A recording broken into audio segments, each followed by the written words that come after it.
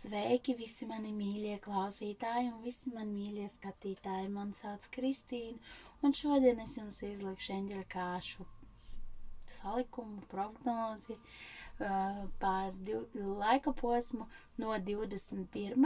līdz 28. oktobrim. Šis ir tāds diezgan baiļu pilns laiks un smags laiks ļoti daudziem. Ļoti daudz īsti nesaprot, kas būs, kā būs, ko darīt, ko nedarīt. Bet varbūt paklausoties mazliet šo, mēs varam katrs paņemt to kaut ko, kā celt tās savas sajūtas un varbūt netik ļoti domāt vai baidīties par to, kas šobrīd notiek sakarā ar valdību un tādām lietām. Labi, nekavēšos un sākšu tātad salikumu. Tātad, ko eņģeļi vēlas mums pateikt no 21. līdz 28. oktobrim. No 21. līdz 28. oktobrim. Ko eņģeļi mums vēlas pateikt no 21. līdz 28. oktobrim.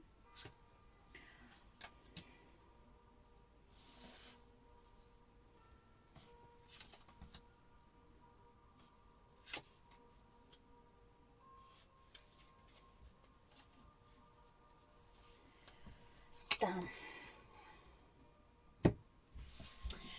Šajā laika posmā mums viennozīmīgi ir jāpievērš uzmanība saviem sapņiem, jo tādā veidā izpaudīsies arī mūsu intuīcija, tātad un arī vizualizēt, ko mēs vēlamies sasniegt. Domājiet par to, vizualizējiet, kā tas izskatītos, vai jūs, piemēram, jaunais darbs vai mērķi, ko jūs vēlaties sasniegt. Vizualizējiet, kā jums liekas, kā tas varētu, izskatīties, izklausīties un ar vizualizējiet tātad, jā. Tad pievērsieties tam, tas arī ļaus jums celt vibrācijas šī laikā un palīdzēs. Izmanto savas dāvanas un tātad izmantos tās iespējas, tās dotās dāvanas, kas mums tiek dotas no augšas, jā, tātad kaut kādas iespējas un tās ir nepieciešams šodien pavērot.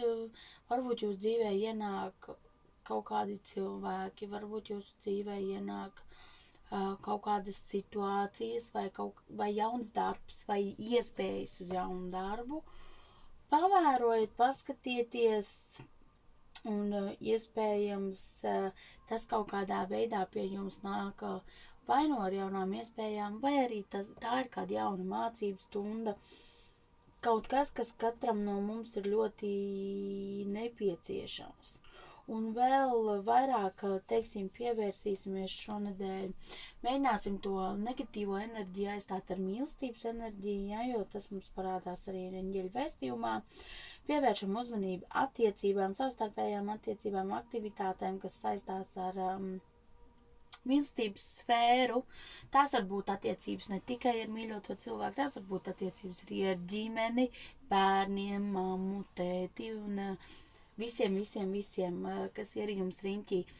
Mēģinām vairāk domāt par mīlestību, par visu, ko mēs spējam dot un cik daudz mēs īstenībā spējam dot savas mīlestības, ja mēs savas baiļu enerģiju pārvēršam mīlestībā un dodam to tālāk.